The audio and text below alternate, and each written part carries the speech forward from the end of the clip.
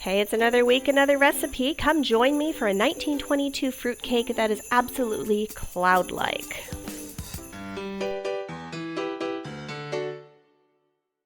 Hi, welcome back to my kitchen and welcome to Christmas experiment number 2.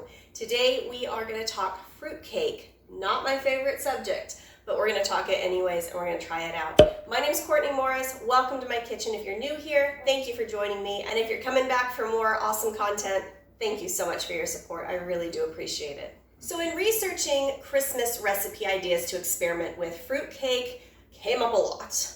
A lot. I mean, for something that is so made fun of, people actually cook these things and they like them. I have had one fruitcake in my life and it was absolutely terrible, which gave me a terrible bias as to thinking all fruitcakes are bad. So I kind of brushed doing a fruitcake out of my ideas. But then I got a question in my last video's comments, are we gonna do a fruitcake? And then I started getting questions from family members as well. I'm like, okay, maybe I will take a look. And maybe, like last week's video, if you didn't see that, go check it out after this. There are a lot of recipes. So I figured, okay, maybe there's options here. Maybe there's actually different kinds that aren't all just the sticky bricks with the, I'm not even sure you can call them fruit anymore. So as I was researching, I found one that actually doesn't sound bad. I also found out that fruitcake apparently is any cake with fruit in it. A recipe that was intriguing enough to almost sound good. It's from a cookbook from 1922 called Eaglehart's Cake Secrets, and it's for a white fruitcake. Now I'd heard of white fruitcake and dark fruitcake, which I think is just a difference in like the molasses used for the coloring, but this one doesn't, and it does not have those red and green little candy things in it. I actually have high hopes for this one, so cross your fingers that I am right and it's good, and I actually might be able to say I like this particular fruitcake, but a fruitcake nonetheless. All right, let's get started. Okay, so this being a fruitcake, there is some fruit in it, but the only candied fruit is candied citron. And citron is a, well, citrus fruit that I can't get up here for some reason. I don't know why, but the next best thing is lemons. So I need to candy some lemon peel before I start. Otherwise, I'm gonna kick myself in the shins if I have half a cake made and have to stop in the middle of it. So candying lemon peels is super, super easy. You basically just quarter the lemon and then peel out the middle part, so you're just left with the rind. And then with a sharper edge of a spoon, I've got a really cheap spoon which tends to be kind of sharp. You want to try and just scrape out as much of the excess white, kind of like the stuff you peel off the outside of an orange. I had thought that if I couldn't find a recipe that I really liked and I had to go with that traditional doorstop one, that I would find one that you just cook and then douse in brandy and set on fire, because that's about all that it deserves, is to be set on fire. So after I peeled my lemons, I cut them into small strips, and now I'm going to boil them a couple times and drain off the water each time because that'll help with the bitterness. And then I'm going to stick them in here, which is 4 cups of water with 3 cups of sugar, which is dissolving at the moment, and then I'm going to boil that down. Then I'm just going to bring this to a rolling boil and let it boil until they are translucent. Okay, so I candied my lemon peel. I'm going to let them cool, and then I'm going to chop them into tiny pieces in a little bit. So I'm going to move on to the actual cake part now. So it says, and this is 1922, not going to use the electric mixer, which kind of sucks because I have to make egg whites. But that's okay. I've done it before. I know I can do it. All right, so we're going to take a half cup of butter and cream this.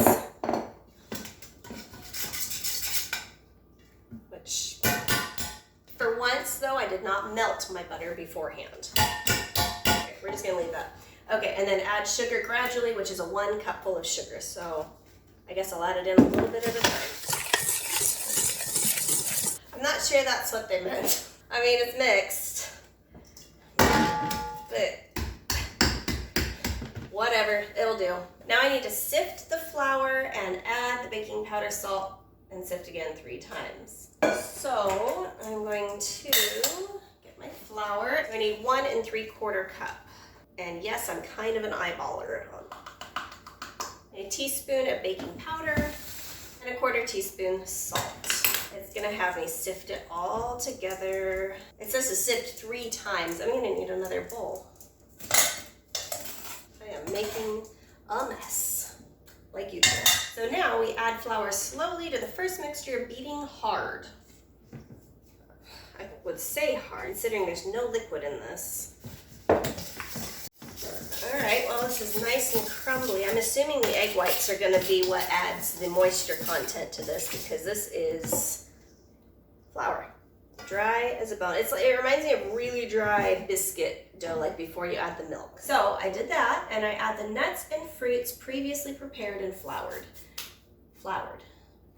That tells me, I guess, we're gonna put it all together and flour them. Okay, it does call for finely cut citron, so I'm gonna well, that worked really well. And I'm gonna quick chop these up. Okay, so now it says, so add the nuts and fruits floured. I guess I'm just gonna put flour over top to lightly coat it, maybe. I wonder if that helps it to not stick together, maybe? I don't know. Okay, so I need a half a cup of almonds chopped, and then I need a half cup of this stuff, which I think I made too much, but I'd rather make too much than err on the side of caution than not have enough. Okay, then 3/4 cups grated coconut. And then I need a half cupful of raisins. Now it says sultana raisins, which are the yellow raisins, but I didn't read that part and just thought, oh, I've got raisins, but I've got the dark ones. So we'll just have to deal with that. I know the golden ones have a little sweeter, lighter flavor, but what are you gonna do? All right, I'm gonna mix that together, and I guess get a little flour on top of it. Okay, that actually, I understand this now. I put a teaspoon of flour over the top of it and just mixed it together, and that makes it super easy to mix up into our cake batter. I'm gonna take this back, add in the nuts and fruits, and I guess I'm just gonna use a spatula. And then the flavoring extracts. So I need a half a teaspoon of, maybe, of almond extract and vanilla extract. Again, maybe. They really don't want you to get into these things. 1/4, half. I already got into my vanilla, so I don't have to worry about that. Okay, let's sniff that. Ooh. I don't know what that smells like, but it smells like something really familiar and delicious. Now I'm really excited about this. So the last thing I need to do is I need to whisk my egg whites. I think I'm gonna clean up first and then get to my egg whites, so give me 2 seconds. Okay, so now I need 5 egg whites beaten stiff, which if you saw any of my other videos that included cakes, I bet me anything that it would have involved me doing this by hand. So I know I can do it, it just kind of sucks. But you know what? If our grandmothers can do it, I can do it too. All right. I'll see you back in a month.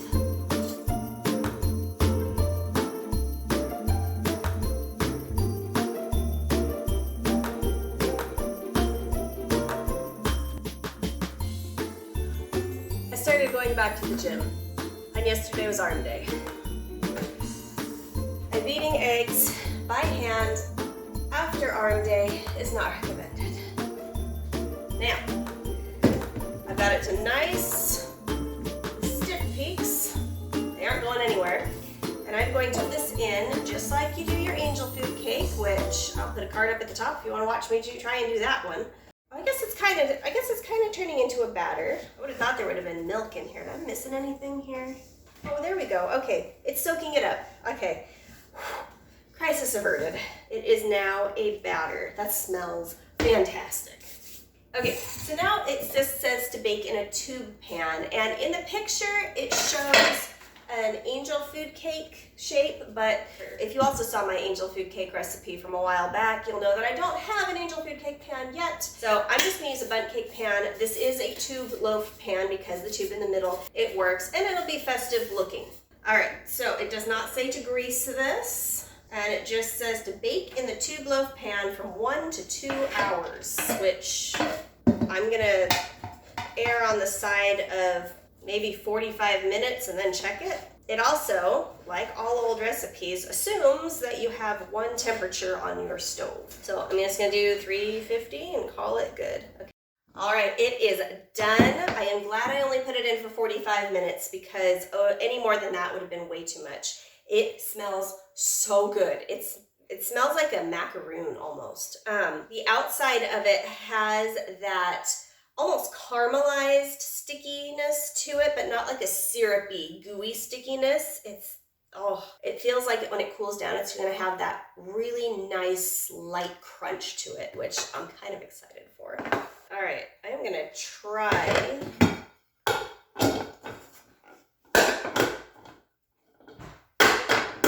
All right, if you saw my Jell-O video, you'll know that my track record for getting things out of molds and bowls is not great. It did not say to grease the pan. Oh. Yay, it came out, and look, only a little bit got stuck. It's shorter than I thought it would be, which makes me think that if I used an angel food cake pan, it would be like real short and squatty. You could decorate that really cute. It does say in the, I left the instructions over there. It does say in the instructions that you can ice this with powdered sugar icing, which I think I might do. Okay, well, I'm going to cut into this. It's soft cutting into, so that's good. I hope it's not dry. Well, it's definitely white. All right, let's analyze it real quick. All right, ooh, it's squishy. It's very angel food cake reminiscent. The outside is definitely crunchier. I feel like there's a lot going on inside of it, like almost too much. Oh, there's some lemon. It smells too good. I'm gonna try it now. I have high hopes for this.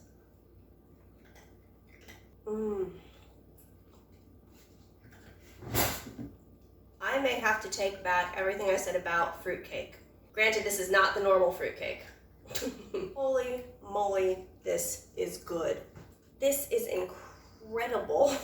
This is so fluffy. It's basically an angel food cake with fruit in it, and that lemon.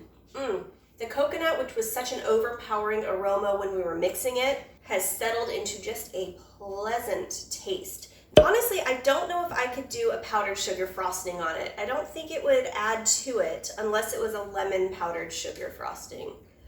Or I have that lemon simple syrup that I made when I candied those lemons. Let me try that just a second. So I got a little spoonful of this. It's sitting over on the counter cooling off, but I'm gonna just kind of drizzle that. It's not a Christmas flavor for me. Like there's no cinnamon, nutmeg, all the warm spices. This kind of tastes like I'm on vacation.